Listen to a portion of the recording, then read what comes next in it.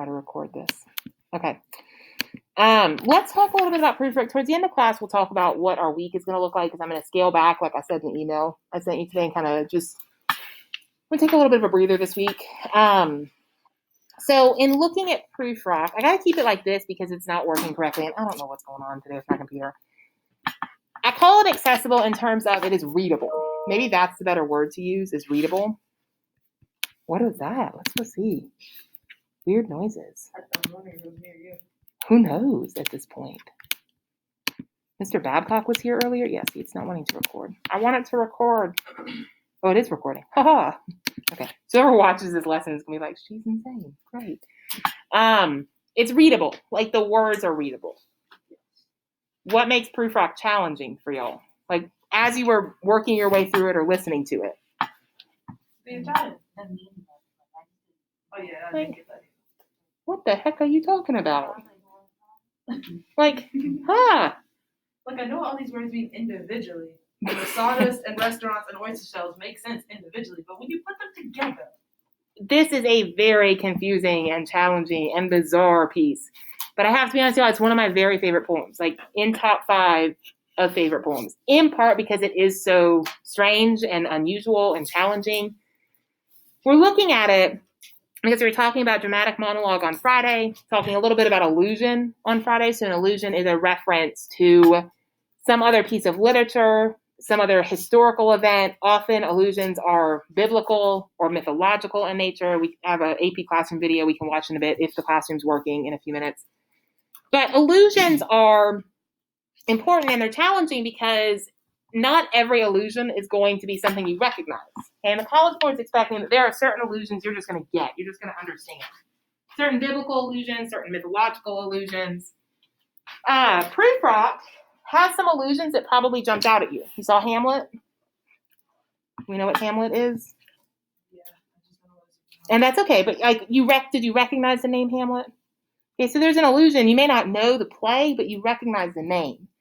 There are other allusions in here that are very, very obscure. So this is a good piece to look at when you're talking about allusions. Okay, it's also a good piece when you're talking about dramatic monologues. It's a good piece because this is often referred to by modern writers. This is one of the most heavily quoted poems of the 20th century. So the plan for today is we're going to kind of work through it stanza by stanza. My recommendation would be to get out your copy, get out a pen, maybe a highlighter, multiple pens if you like to do color coordinating things. And I'm asking you to close computers and just put them to the side for a little bit.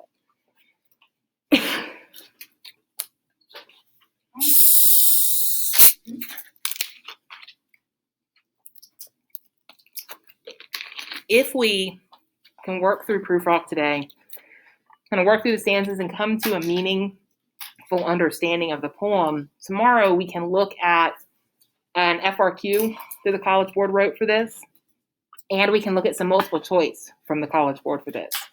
Kind of talk a little bit about how we would approach both of those. So in starting, Thomas Stearns Eliot is our poet. This was published in 1915, so it's early 20th century. He is a modern poet, but I want you to write down the word imagist. He's an image poet. That's significant, y'all, because some of the stuff he talks about isn't necessarily meaningful. It's there to provide an image in your mind. The most famous image poet is William Carlos Williams. He has this very famous poem called So Much Depends, if you look at it. So much depends upon a red wheelbarrow glazed with rainwater beside the white chickens. There is no meaning there, like deeper metaphorical meaning. It's about the image. It's about putting a picture in your mind. So Eliot is also part of this school. There's a lot of meaning in Prufrock, but there are just parts that are meant to be visual for you. So the title is interesting because even the title has this juxtaposition in it. The original title is Prufrock Among the Women, which we can come back to in a bit and why I think that's a weak title. When we think about love songs, though, traditionally, what do you want in a love song? What should a love song be like? Country? No. Country love songs are kind of special, though. We usually think about love songs as being slower, right? They're slower. There's a lot of, similes. Oh, yes. Got to do all the comparing, It's not build the lover up, talk about your deep feelings. There's often a sense of action to them, like either asking the lover to do something or the singer promising to do something for the lover. Now, there is none of that in this poem. And yet, Eliot calls it a love song. And traditionally, we think about love songs being either serenades. I'd like you to write that down. The other word you may not be familiar with is an owlbad. So a serenade, I'm sorry. owlbad. No, I didn't mean to laugh. It's okay. It sounded like you said owl. Owl. No, owlbad. Serenades are love songs usually sung to woo a lover. Okay, we think about these as being like enticing. You sing them at night up to the balcony, trying to get somebody to give you their attention because you like them. Owlbads are sung after you've won someone's attention. Okay, owlbads are usually when lovers have to part, when lovers have to separate. We think about serenades are usually at night. Owlbads are the next morning. Take that for what you will. We'll look at an owlbad next week with John Donne. This goes back a long time, y'all. Okay, but neither of these really apply to Prufrock, because he is neither professing his love to someone, nor is he parting from a lover. So the fact that it's called a love song is really kind of strange. He does start with that Italian passage from Dante's Inferno. So the idea behind Dante's Inferno is Dante, the poet, is also the main character, and he's moving through the different layers of hell. And in the Inferno, there are 9 layers of hell. And Dante is being guided by the poet Virgil. And as they move through the different layers of hell, they talk to different people. And everyone they talk to is like, hey, let me tell you my story so that when you go back up, you can tell people about me, they can learn from me, and maybe I can be forgiven. Okay? That is consistent through the entire piece until Dante gets to the 9th circle of hell, the lowest part of hell, the pit of hell, where the sinners are so ashamed of what they've done that they don't speak. And Dante spends some time down there waiting for someone to talk to him. And finally, a voice comes from the darkness as a tongue of flame and says this, that if I but thought that my response were made to one perhaps returning to the world, this tongue of flame would cease to flicker. But since up from these depths no one has yet returned alive, if what I hear is true, I answer without fear of being shamed. So this voice says to him, I'll talk to you, but only because I don't think you're going to make it out of here alive. Oh, that's dark. Okay, but Eliot chooses this allusion. Make a note, this is an allusion to Dante's Inferno. Because notice, he doesn't say Dante. He doesn't quote, put a little dash, the Inferno. You're supposed to just recognize it as the Inferno. It is in Italian. It's beautiful. But the idea being here, y'all, about telling a story, but also being afraid to tell that story. Being afraid to communicate. And that is going to run through our entire poem. The fear of communication.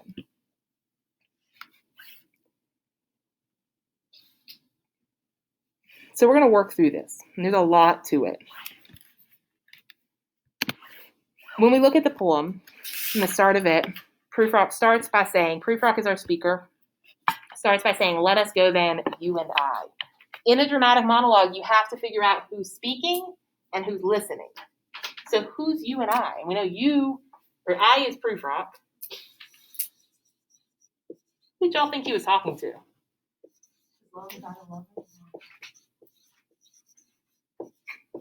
Okay, who else could he be talking to?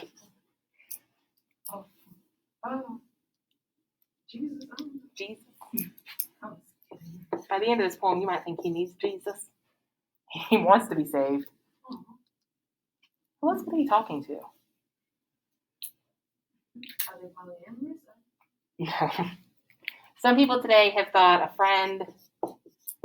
Sometimes people think it's the reader. I don't think any of these are right, though. And these are common thoughts. And I think you can make any of them work. But I think the best answer is he's talking to himself. This is all inner monologue. This is Prufrock dealing with his own mental issue and working through it with himself. Some people, y'all, have a really rich internal monologue. Some people narrate, they self-narrate their lives. They hear their voice in their head all the time. And some people don't.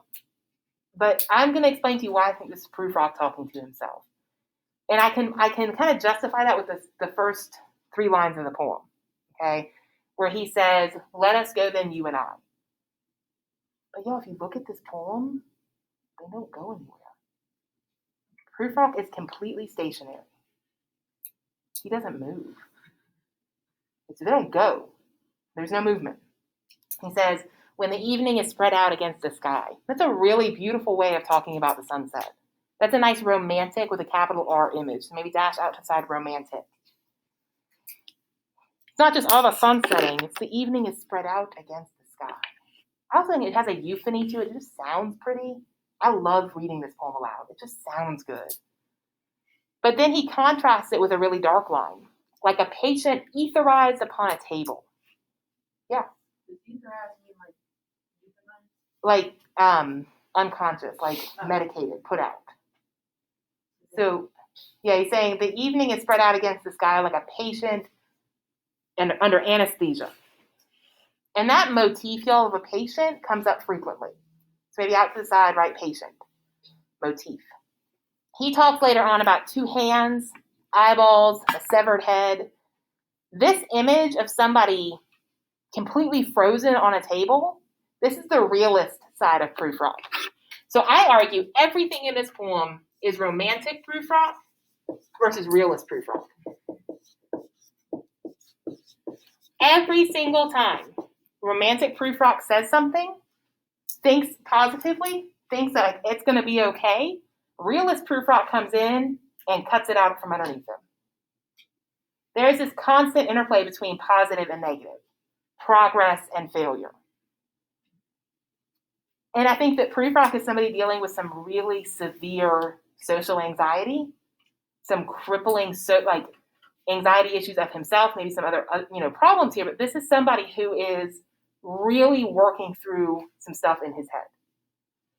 So as we look at this, talks about going down these streets, these crooked streets, these half-deserted streets, cheap hotels, oyster shells.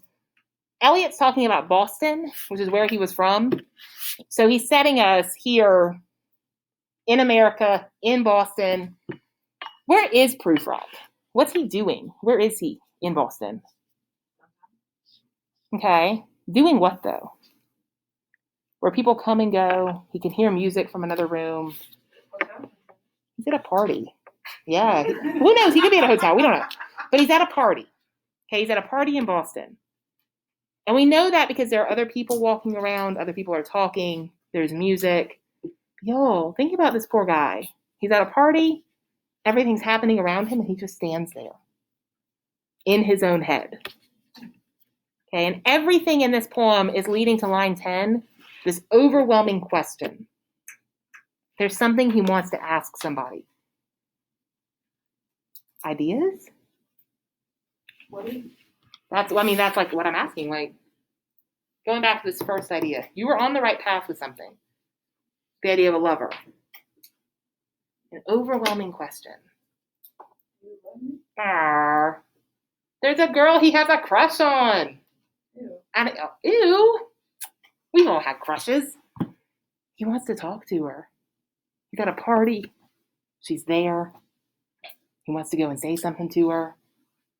But y'all, this entire poem is about whether or not he can or should talk to her. 7 minutes. It is 7 to 9 minutes, 5 pages of wondering if he should talk to the girl. I'm down. Me. Okay. All right. What are your thoughts? How do you feel about that?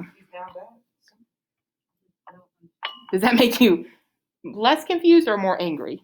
I don't know. People today have been very frustrated with this poem. But it's such an important piece, y'all. Like, it really is. In terms of modern poetry, in terms of modern allusions, this comes up all the time. Okay? So here we have Prufrock talking to himself, saying, I have this overwhelming question. I got to think through it. Okay, I've got to visit this topic and work my way through it. As he's doing that, these women come and go in front of him, and they're talking about Michelangelo. This is an allusion to the painter. Maybe make a note, allusion to the painter. Michelangelo, the artist, y'all, was an incredible creative mind. Okay, Prufrock throughout this poem is going to mention people specifically. Michelangelo, Hamlet, Lazarus. Everybody he mentions, he says he's not them. When was this written? 1915. So Prufrock is setting us up as, he's saying, I'm not Michelangelo. I'm not Hamlet. I'm not Lazarus. I am none of these men. Okay, so these women pass in front of him, talking to each other. They don't stop to talk to him. They don't even notice him. Okay, so I want you to think about this person just kind of standing back. He's just observing and really lost in this internal monologue. This stands as a good example of an imagist moment in the poem where he's trying to get you to see the streets, see the fog, comparing it to a cat. I always think of Prufrock as kind of like a cat. Cats are mysterious creatures, aren't they? Who has cats? Cats want they want, when they want it, how they want it, and for exactly as long as they want it. Okay, and they're mysterious beings. Like they're interesting creatures. So this piece here, this stanza is really about creating the image of fog in your mind. And this is a recurring theme in Eliot's writing. You might want to write that recurring theme. In his piece, The Wasteland, he talks about cats, he talks about fog. These are just concepts, these are motifs that he liked, that he brings up frequently in his writing. So we have this imagist moment of the cat-like fog, and then he starts getting into some of Prufrock's issues, okay? Prufrock starts talking about time. He talks about time frequently through this poem. Okay, if you didn't notice that, maybe write time out to the side. Time is a big deal. Okay, and so in this part here, he says there is time for that yellow smoke that slides along the street, rubbing its back on the window pane. So there's a time for fog, and there's a time for things to happen. There will be time to prepare a face to meet the faces you will meet. This is Prufrock trying to create a persona. Right? There is time to figure out how to be a bold lover, how to put on the appearance of a bold lover. What's up? They do that sometimes. Yeah. Okay, so he wants to put on this persona so that when he goes to talk to her, he looks confident. He looks enticing. He looks like a bold lover should look. But then he says there will be time to murder and create. Murder? What's he killing?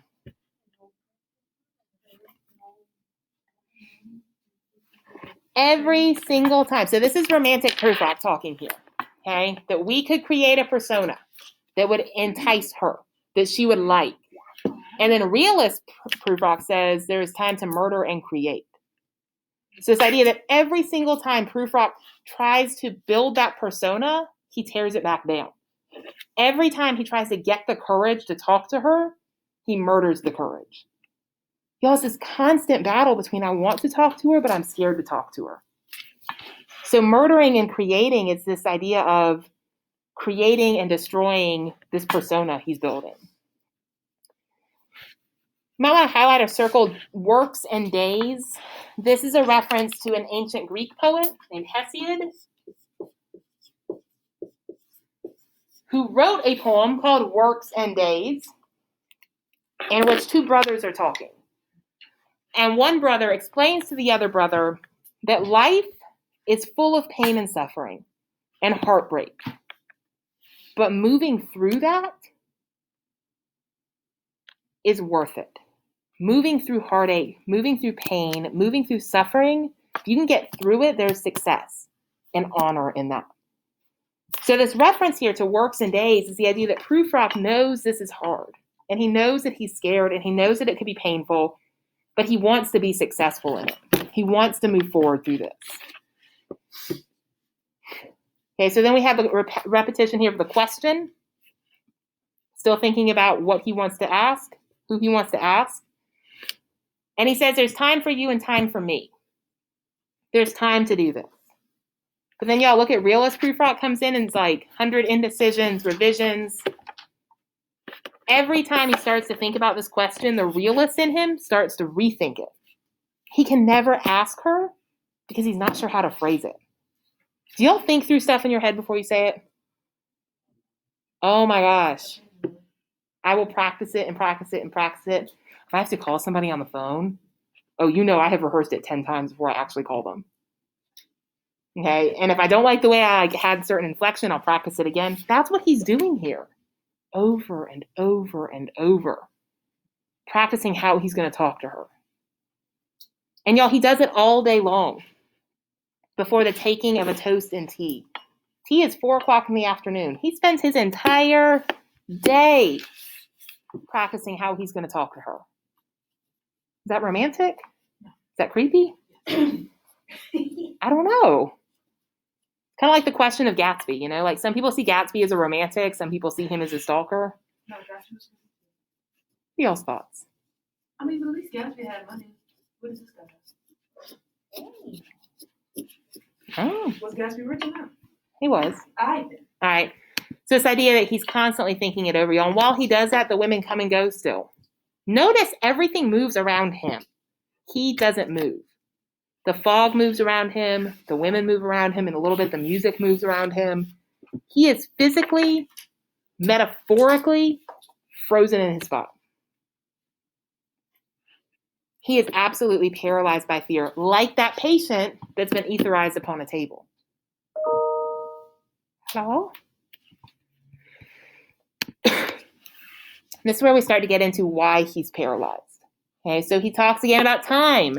Indeed, there will be time to wonder, do I dare? Do I dare? That line, y'all, the do I dare, is one of the most popular literary tattoos.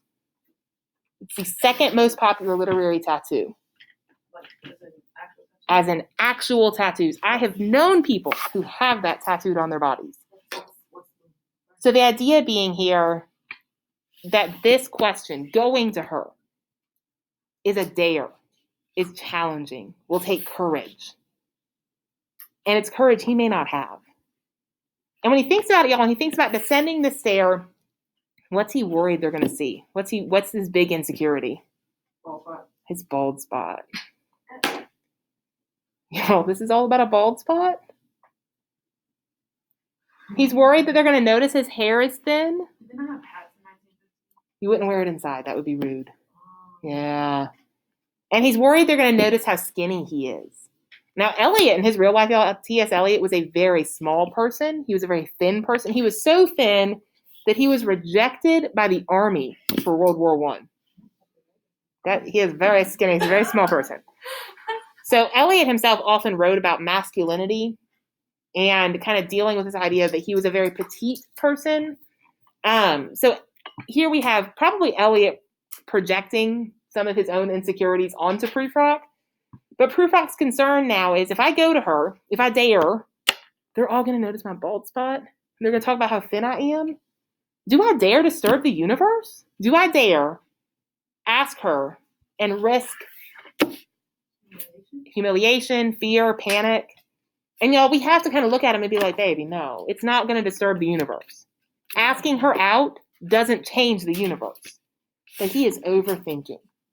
He is panicking. And if you have ever gone down that anxious, panicky road, you know what happens. I do it all the time. I have a little bit of congestion in one of my ears. I was absolutely convinced last night I was dying. I was like, I can't go to work. I probably am going to perish. And my husband's like, your ear is congested. You are fine. But yeah, I overreact. I overthink everything. So he says here, again, there's time for decisions and revisions, which a minute will reverse. Y'all, every minute of this dialogue, he goes back and forth. Can I do it? Yes, no, yes, no, yes, no. Realist and romantic battling in his head. Here are some do I dare tattoos.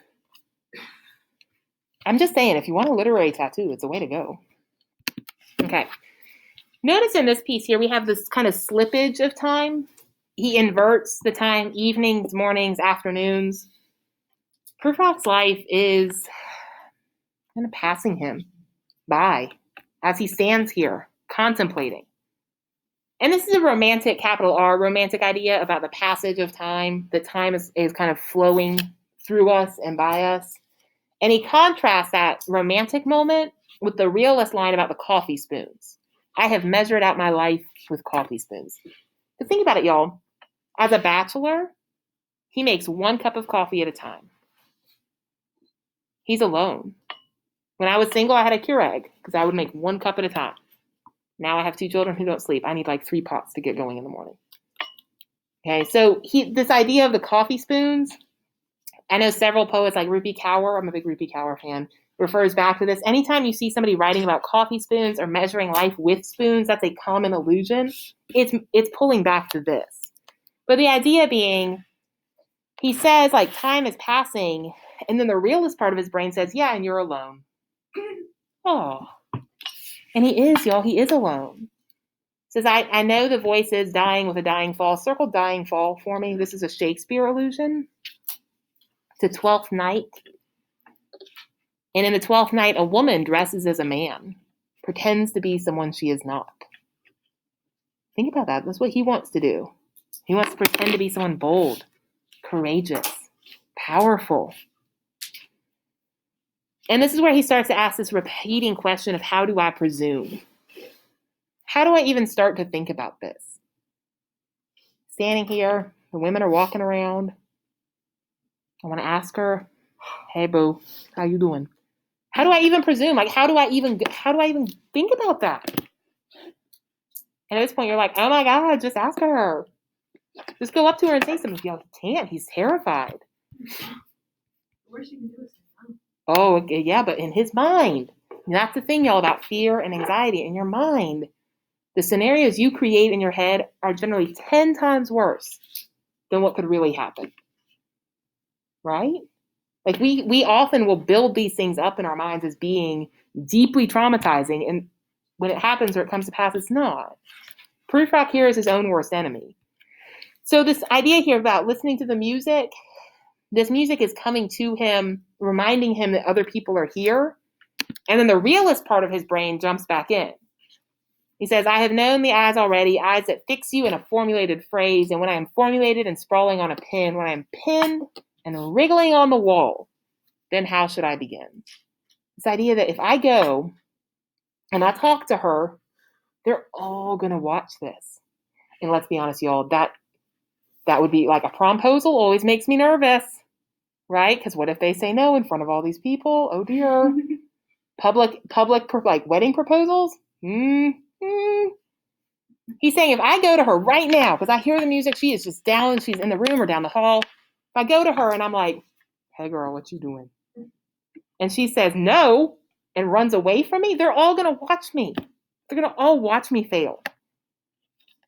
Okay, so this is a building of anxiety. And again, he asks, how do I presume? Now, romantic Prufrock comes back. And he says, I have known the arms already. Y'all, he knows her. She's not a stranger.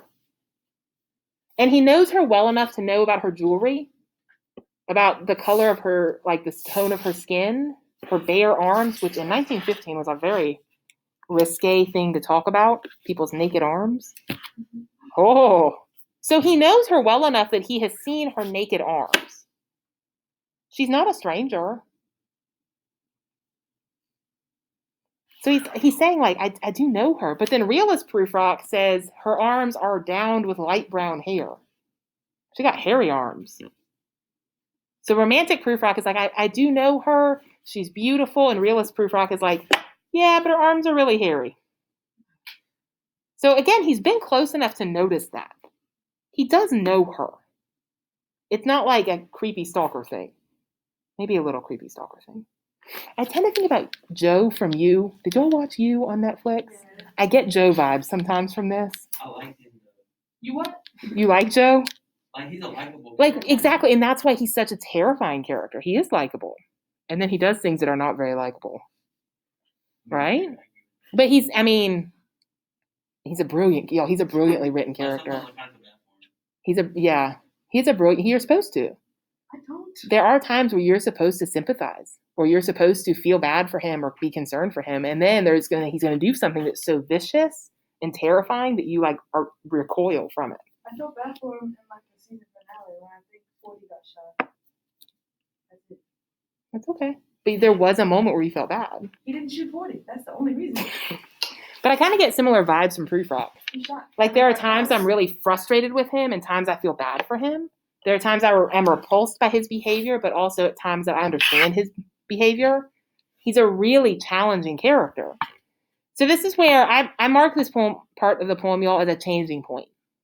Because if you notice, the last couple stanzas have all been, how should I presume? How should I presume?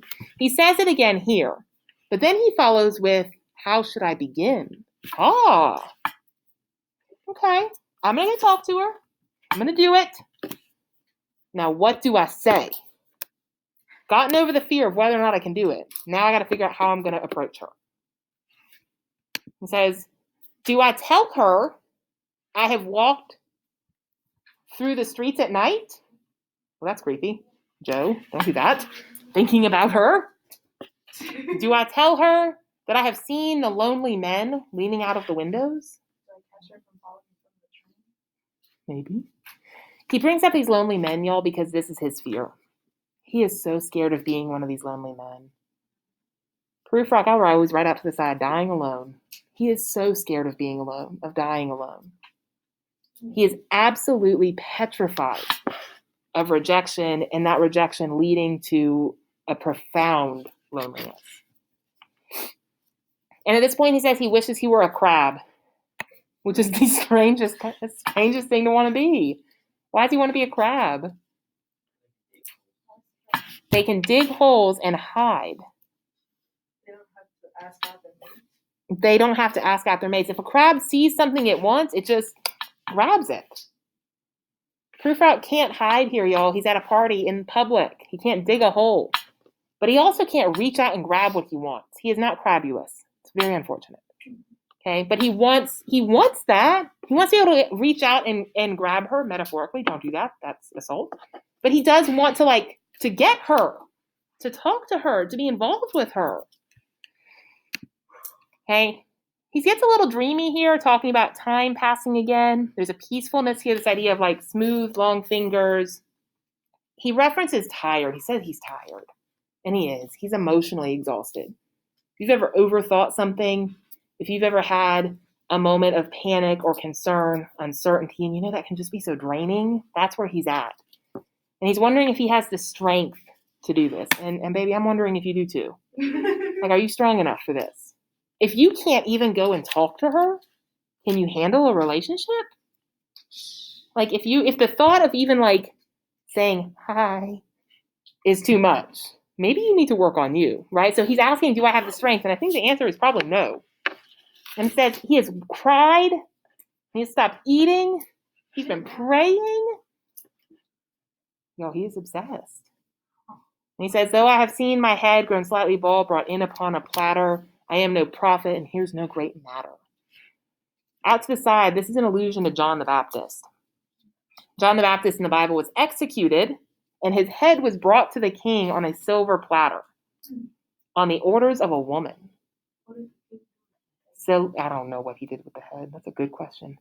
In the Bible, Salome asked for his head, and the king had John the Baptist executed in a prison. So the idea here that a woman would order a great man's death. This is what he's scared of, y'all. Not that she's going to kill him, but that she's going to cut him down. That she's going to reject him. That she is going to hurt him in such a profound way. But notice he goes back to his hair here. That if his head were brought in on a platter, they would all notice his bald spot. He's so insecure about this, guys. And I think it's an important point to note. Human beings are the only animals, the only creatures who are afflicted with negative self-thought. We're the only people who have negative self-conscious. My lab is massive. God bless her, she's huge. And when Tallulah looks in the mirror, because she likes to look in the mirror, she doesn't think, oh my God, I'm a chunk. She doesn't care. She does not care. I look in the mirror and I see every flaw. I see every problem. I see every insecurity I have carried with me since I was a kid. Animals don't do that. It's us. It's a uniquely human trait. And so here's Prufrock, and yeah, I know he's obsessing over this hair, but y'all, it is something that is really, really affecting to him. And he's so caught up in this negative self-conscious. And he talks about the eternal footman. There's always been talk about this. Some people think it's time. Some people think it's death. Either way, he's scared. He's scared of time passing and him not making his move. He's scared of making the move. He's scared of dying alone. In the end, y'all, he's just afraid. So he goes on here to talk about will it be worth it? Is it worthwhile to put myself out there, to risk it? There's this part here about squeezing the universe into a ball.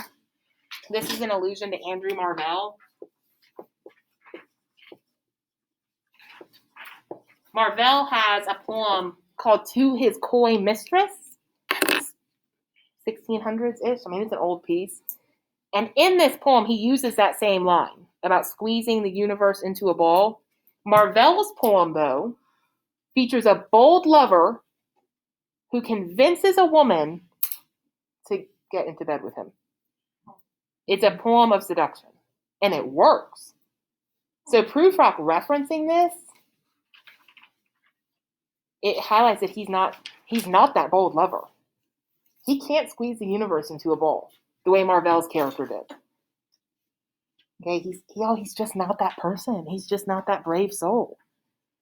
And he starts to talk here about, there's kind of this if question he starts to put forth, this subjunctive mood. If I do it, is it worth it? Okay, and he compares himself here to Lazarus. He says, to say I am Lazarus, come back from the dead. This is a biblical allusion. Lazarus was brought back from the dead by Jesus. And it's considered one of the great miracles in the Bible. And he's saying here that he is not a miracle. Prufrock is not an artistic genius like Michelangelo. He's not a miracle like Lazarus. He's not a great leader like John the Baptist. He is none of these things. So what if he goes to her and she's sitting there with a pillow by her head and says, that is not what I meant at all. That is not it at all. What if she looks at me and she says, no, that is not what I want. Is it worth it? Okay. We're almost there. He goes on to question this idea of is it worth it? He starts to talk about this magic lantern. This is an allusion to the cinema camera. Right around this time, movies were being made, like starting to be made, y'all. This is like the birth of modern cinema. So this idea of projecting a false reality, which is what he wants to do. He wants to project the reality of a bold lover when he's not. And again, this idea, if I go to her, what if I'm not what she wants? What if she rejects me? I bet you never thought there could be a 5-page poem about the fear of rejection. But here we are. Okay. He then goes in to talk about Hamlet. And he says he's not Hamlet. So we used to teach Hamlet in AP Lit. We did it for 2 years. It's Shakespeare's longest play at 5.5 hours. It's a lot. And for 2 years, the students were like, oh my gosh, you have to stop.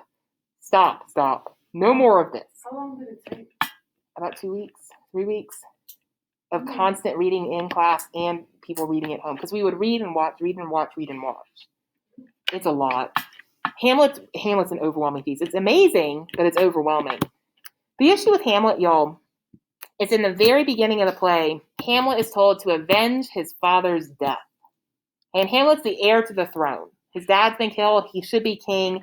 Hamlet is wealthy and powerful and handsome, and he's engaged to a beautiful woman. Hamlet should be happy, but Hamlet's not happy. Okay, and then Hamlet spends the entire 5.5 hours thinking about avenging his father's death. He doesn't do anything until the final scene. So actually, Hamlet and Prufrock have a lot in common. And they both fail to act. They're both slow to act. At least Hamlet finally does something. Oh, it's a bloodbath. Like most Shakespeare tragedies. Like, it's just bad. You know if you start a Shakespeare tragedy, it's probably not going to end well. Think about Othello. Y'all read Othello? That's a mess. That's bad. Okay. So he says here he's not Hamlet. He's not wealthy. He's not full of power. He's not handsome. He's none of those things. He's more like an attendant lord. And he's talking about a character named Polonius. I always misspell Polonius. Polonius is an advisor who is killed because he can't be quiet. His talking literally gets him killed. At one point, Polonius is standing behind a curtain. He says something, he startles someone, and they stab him. Y'all, at this point, I know you're thinking about, like, hurting Prufrock because he won't stop talking. Right? This is the idea of, like, echoing to somebody who just jabbers all the time. He knows he's doing this. But notice he ends his stanza with fool, capitalized. That's a new fear of his. He doesn't want to be the fool. He doesn't want to be made fun of. Because if this happens, if he goes to her and she rejects him in front of people, they'll always talk about it. He'll go down in like the social circle history as a fool. So he starts to talk about growing old, again, this idea of the passage of time. He starts to ask these questions like, how should I part my hair? Can I even eat a peach? If I can't do this, what can I do? And he starts to reference mermaids. I want you to think back to the Odyssey. He's not really talking about mermaids here. What's he talking about? Who are the women in the Odyssey who sing? The sirens. So there's this romantic idea of the sirens singing, and then realist Prufrock is like, yeah, but they're not singing to you. So the romantic in him is like, is talking about the sirens and the beauty of their song, and the realist is like, even sirens don't want you. That's, sad. And the poem ends with 2 stanzas, okay, juxtaposed, both of 3 lines each. Romantic Prufrock talking about these sirens, talking about the beauty of them riding the waves blown back, white and black. And then realist Prufrock ends the poem. And he says, we have lingered in the chambers of the sea. Basically, we have waited too long. Our failure to act. The seagulls wreathed with seaweed red and brown, till human voices wake us and we drown. Realist Prufrock realizes he's lost his chance. Realist Prufrock is saying, you're dead in the water, dude. It's too late. So ultimately, in the end, y'all, I think about this piece. It is about this man who is terrified to act. It is about the fear of being rejected. But it's also very much about this idea that in this world, we are often surrounded by people who feel lonely, who have this internal monologue, who are afraid. And we may not realize that they're feeling this way. Okay, and so the world is filled with this. And the lack of communication, of real, authentic, true communication, lends itself to this problem. There are people who have issues they want to talk about, questions they want to ask, but they don't know how or they don't know if they should. And you may have felt that way at times. I think we all do. I think it's part of that human condition. So Eliot, I don't know if you noticed it, he starts a lot of lines with and. So this idea that it's a recurring thing, this is something Prufrock has always struggled with, will probably always struggle with. This looking for purpose, looking for meaning, looking for love. And I think we all are. Maybe not to this extreme where we'll talk about it for 5 pages. We're all looking for purpose and communication and love. And we have all felt self-doubt. And we have all felt out of place. Okay, so again, that's part of this, like the human position. And then we end with this. I like this. Haha. Connection back to Gatsby. Okay. Very, very quickly, I want to play for you a little bit of this AP Classroom video. Actually, no. Let's talk about our week for real quick. Because I take some screenshots of the AP video. It's fine. Okay. That's not it. So talking about Prufrock today, now that we have a basic understanding, and that was just kind of basic. Tomorrow we're going to talk about some multiple choice practice, and we're going to look at an FRQ prompt that the College Board has put out with it. Wednesday we're going to write, don't panic, thinking back over the last couple of weeks, our first time writing with the Hughes pieces, either Hawk or Water Lily. Both of those pieces are extended metaphor because that's what we were talking about that week. Last week was about symbolism, metaphorical meaning, so black walnut tree and century quilt both deal with symbolism and metaphorical meaning. Talking about illusion this week. So Wednesday's writing is going to be about illusions, okay? And I'm going to give you 2 illusions to look up tomorrow to kind of get familiar with. So when you come and do the writing, you're prepared. Thursday, we're going to do an independent project work day. I don't usually do this. I don't usually give work days for independent projects, but I have so many people kind of coming and going, and I've had so many questions about the independent project. I'm going to try to give you a day each week for the next couple of weeks to read, to look for articles, to ask questions, to work on thesis statements, to do some writing, so that I am here if you need any kind of help. So I'm going to try to do it most Thursdays. It's kind of what I'm looking at.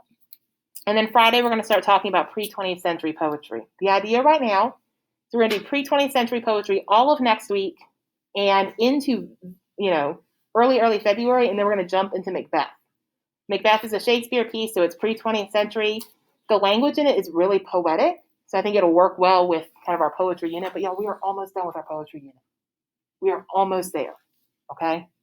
We're making progress. So this week, I'm going to give you some week-long homework. There is a little quiz on Prufrock on Schoology. It's about symbolism. It's open all week. You can do it anytime this week. I don't care when you do it. You can open it. You can look at it. You can close it. It is resumable. I'm also going to ask you this week to watch the video on irony and the video on meter. They're both posted on Schoology. They're super short. And then you have an AP classroom assignment. Okay, all of this is week long, guys. So if you want to do it all tonight and knock it out, awesome. If you want to wait until Friday, just don't wait till it's too late.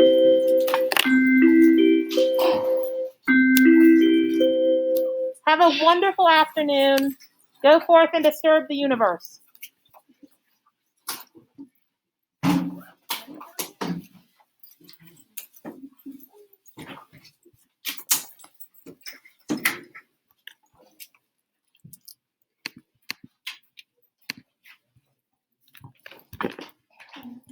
Yeah.